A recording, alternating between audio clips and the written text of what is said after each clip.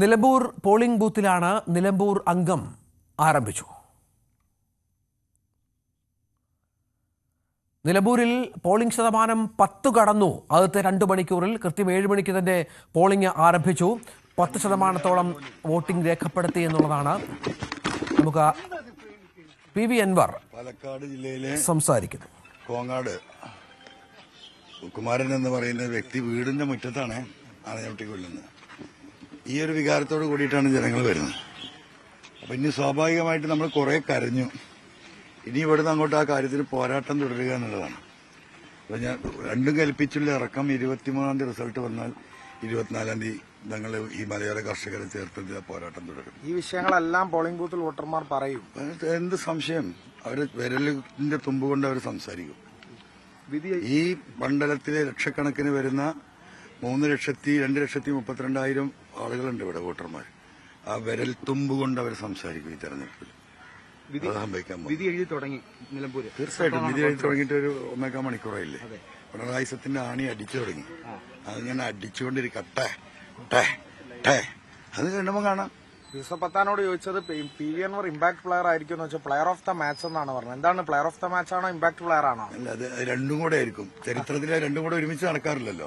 പക്ഷെ അത് രണ്ടും കൂടെ ഒരുമിച്ച് നിലമ്പൂരിൽ നടക്കും. അതറിയില്ല, അതിനെക്കുറിച്ച് ഞാൻ ആലോചിക്കേണ്ട കാര്യമില്ല. ഞാൻ എല്ലാം കൂടെ ഞാൻ പറഞ്ഞ 1-ാം സ്ഥാനം PV അൻവറല്ല, ജനങ്ങളാണ്.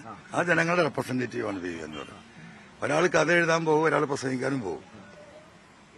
ഇപ്പൊ ആളുകളൊക്കെ പറയുന്നുണ്ട് ഇത് 2016 പറഞ്ഞിരുന്നു.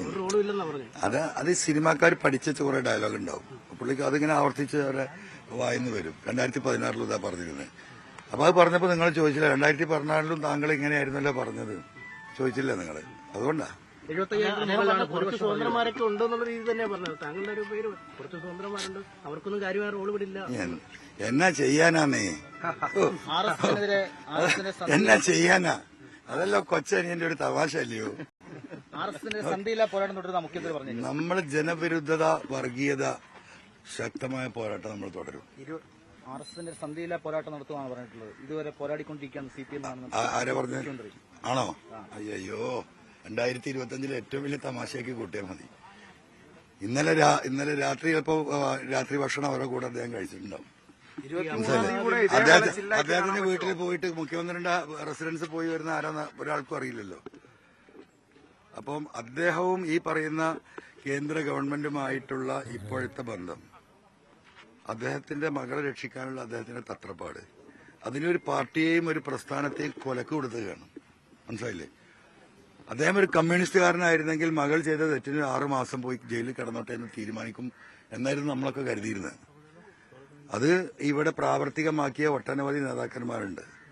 അതിലൊരു നമുക്ക് ഇപ്പൊ നമ്മുടെ ലൈവായി നിൽക്കുന്നത് കൊടിയേരി സഖാവാണ്. മകനൊരു കള്ളക്കേസിലാണ് സത്യത്തിൽ. എന്നിട്ട് പോലും അദ്ദേഹം അതിൽ ഇടപെട്ടില്ല. കിടക്കട്ടെ, കോടതി തീരുമാനിക്കട്ടെ, അപ്പം നോക്കാം. പാർട്ടി സ്ഥാനത്ത് അദ്ദേഹം മാറി നിൽക്കുക ചെയ്ത്. പഴയകാല ചരിത്രമൊന്നുമല്ല, ഇവിടുത്തെ ലൈവായ ചരിത്ര. ഇപ്പോ എന്താ പറയാ, 10ാം ക്ലാസ് പഠിക്കുന്ന കുട്ടികൾക്ക് പോലും ഓർമ്മയുള്ളതാ. ഇദ്ദേഹം എന്താ ചെയ്തത്? ഞാൻ ചോദിക്കട്ടെ, ഇപ്പൊ ഈ ഭരണം ഈ ഗവൺമെന്റിനെതിരെയുള്ള വിധിയാണെന്ന് വരുന്നതെന്ന് എനിക്ക് 1000% ഉറപ്പാ. ഇത് സർക്കാരിന്റെ വിലയിരുത്തലാകുമെന്ന് കൃത്യമായി പാർട്ടി സെക്രട്ടറി അടക്കം പറഞ്ഞ. വിധിയെഴുത്തായാൽ പിണറായിയെ മാറ്റാൻ തയ്യാറാവുമോ പാർട്ടി? മിണ്ടാൻ ധൈര്യം കിട്ടുമോ? അതാണ് പിണറായിസം. അതാണ് ഇന്റേണൽ കുടുംബാധിപത്യം, ഏകാധിപത്യം, സ്വജനപക്ഷപാതം. ഇതാണ് പാർട്ടിയുമായി ബന്ധപ്പെട്ട ഞാൻ ഈ പറയുന്ന പിണറായിസം. അതിവിടെ നടപ്പിലായിക്കൊണ്ടിരിക്കുകയാണ്. മിണ്ടാൻ കഴിയില്ല. ഇന്നലെ മിനിയാന്ന് പറഞ്ഞതല്ലല്ലോ പാർട്ടി സെക്രട്ടറി പറയുന്നത്. അദ്ദേഹത്തിന്റെ നിർദ്ദേശം, മറ്റേയാൾ കൊടുക്കുന്ന നിർദ്ദേശം പറയുന്ന ഒരു മെഗാഫോൺ. അതിലപ്പുറം എന്താണ് പാർട്ടി സെക്രട്ടറി? എനിക്ക് ബഹുമാനപ്പെട്ട ഗോവിന്ദ മാഷോട് എനിക്ക് വ്യക്തിപരമായിട്ട് ഇഷ്ടമുള്ള ആളാണ്. പുള്ളി സാഹിത്യം ഇതൊക്കെ പറയുമെങ്കിലും അയാള് കുഴപ്പമില്ലാത്തൊരു കമ്മ്യൂണിസ്റ്റുകാരനായിരുന്നു. പക്ഷെ അദ്ദേഹം മനസ്സിലാക്കേണ്ടത്, ഇങ്ങനെ പിണറായിക്കും വേണ്ടിയിട്ട് ഇങ്ങനെ തരം താഴ്ന്നിട്ട് നാളെ മുഖ്യമന്ത്രിയാണ്ട ഒരാളാണ് അദ്ദേഹം. അപ്പൊ അതെങ്കിലും അയാൾ മനസ്സിലാക്കണ്ടേ? അപ്പൊ ഇങ്ങനെ വസ്തുതാവിരുദ്ധമായ, പരസ്പര വിരുദ്ധമായ കാര്യങ്ങൾ ഇങ്ങനെ പിണറായിന്റെ ആഫീസിൽ ശശി എഴുതി കൊടുക്കുന്നത് പറയാൻ എന്തിനാ ഒരു സെക്രട്ടറി? ഇതിലും നല്ലത് അദ്ദേഹത്തിന് ഒരു സാധാരണ സഖാവായി നടക്കായിരുന്നു. ഇതിലേറെ നിലമേലുണ്ടായിരുന്നു. അദ്ദേഹം സ്വയം എന്താ പറയാ, പിണറായിക്ക് വേണ്ടി കുഴിയിലിറങ്ങുക. അദ്ദേഹത്തിന്റെ വിചാരം ഇങ്ങനെ പറഞ്ഞു നടന്നാൽ അടുത്ത മുഖ്യമന്ത്രി സ്ഥാനം അദ്ദേഹത്തിന് കിട്ടുന്ന. ഗോവിന്ദ മാഷക്ക് ഇനിയും മനസ്സിലായിട്ടില്ലെങ്കിൽ ഞാൻ പറഞ്ഞു കൊടുക്കാം. കേരളത്തിൽ ഇനി ഏതെങ്കിലും കാലത്ത് ഈ പറയുന്ന CPM-ന് മുഖ്യമന്ത്രി വരുന്നുണ്ടെങ്കിൽ ഒരു 10-15 കൊല്ലത്തിന് എന്തായാലും ആലോചിക്കണ്ട കേട്ടോ. ഈ പിണറായി തുടരുകയാണെങ്കിൽ അപ്പോഴേക്കും ഇതൊക്കെ സൈഡാവും ചെയ്യും. പ്രായം ഒരു പ്രശ്നമാണല്ലോ. അദ്ദേഹം 16 തന്നെ പറഞ്ഞത്. അല്ല, 15 വർഷം കഴിഞ്ഞിട്ട് മുഖ്യമന്ത്രി ഉണ്ടെങ്കിൽ ആരാകുമെന്നാണ് താങ്കൾ പറയുന്നത് CPM-ന്? അതെ, അതപ്പോ നമുക്ക് പറയാം. ഞാൻ ഫോൺ നമ്പർ തരാം. ഞാൻ ഇപ്പൊ പറയുന്നില്ല.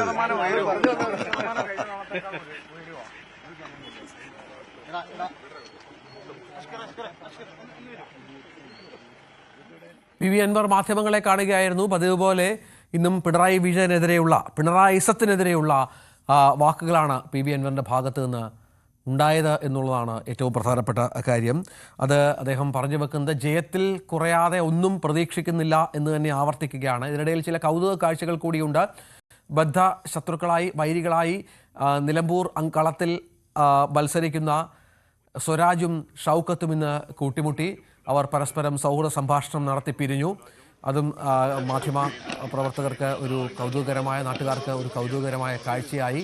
നമുക്ക് ദൃശ്യങ്ങളിൽ അത് കാണുകയും ചെയ്യാം. മറുവശത്ത് സ്വരാജ് ആകട്ടെ തൻ്റെ പ്രചരണം തൻ്റെതായ രീതിയിൽ തൻ്റെ പോക്കറ്റുകളിൽ കേന്ദ്രീകരിച്ചുള്ള പ്രചരണങ്ങൾ തുടരുന്നു. ചില ബൂത്തുകൾ സന്ദർശിക്കുന്നു. വോട്ടർമാരെ നേരിട്ട് കാണാനുള്ള സംവിധാനങ്ങൾ ഒരുക്കുകയും ചെയ്യുന്നു. VV അരുണും ഒപ്പം MS അനീഷ് കുമാറും നമ്മോടൊപ്പം തുടരുന്നുണ്ട്. അനീഷ്, കേൾക്കാമെന്ന് കരുതുന്നു. അൻവർ സംസാരിച്ച പലവിധ വിഷയങ്ങളുണ്ട്. അതിൽ പ്രധാനമായും ഈ തെരഞ്ഞെടുപ്പ് ദിവസവും അൻവറിന് പറഞ്ഞു വെക്കാനുള്ളത് പിണറായി വിജയനെതിരെയുള്ള കാര്യങ്ങളാണ്. ഒപ്പം ഷൗക്കത്തിനെ ഒന്ന് വിമർശിച്ചു പോകാനും അൻവർ മടിക്കുന്നില്ല.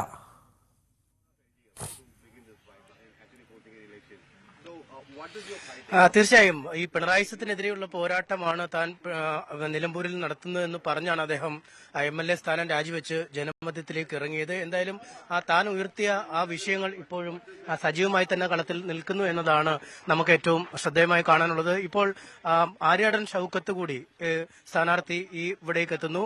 ഒരു വശത്ത് PV അൻവർ ഉണ്ട്, മറുവശത്ത് ആര്യാടൻ ഷൗക്കത്തുണ്ട്. രണ്ടുപേരും ഒരുമിച്ച് വന്നു. നേരത്തെ ഈ സ്വരാജും അൻവറും തമ്മിൽ കണ്ടതുപോലെ ഇത്തവണ ഇവർ തമ്മിൽ കൂടിക്കാണുമോ എന്ന കാര്യം നമുക്കറിയില്ല. കാരണം രണ്ടുപേരും രണ്ട് വഴിയിലേക്കാണ് പോകുന്നത്.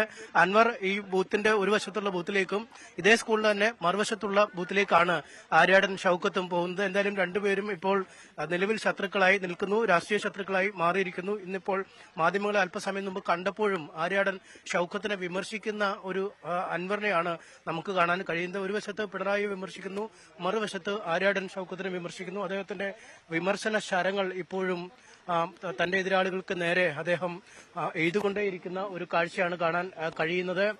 PV അൻവർ ഈ ബൂത്തുകൾ സന്ദർശിക്കാനായി എത്തിയിരിക്കുന്നു. അദ്ദേഹവും ഈ ആര്യാടൻ ഷൗക്കത്ത് പോകുന്ന വശത്തേക്ക് വരുന്ന കാഴ്ച കാണാൻ കഴിയുന്നു. രണ്ടുപേർ സൗഹൃദ സംഭാഷണം കാണുന്നുണ്ട്.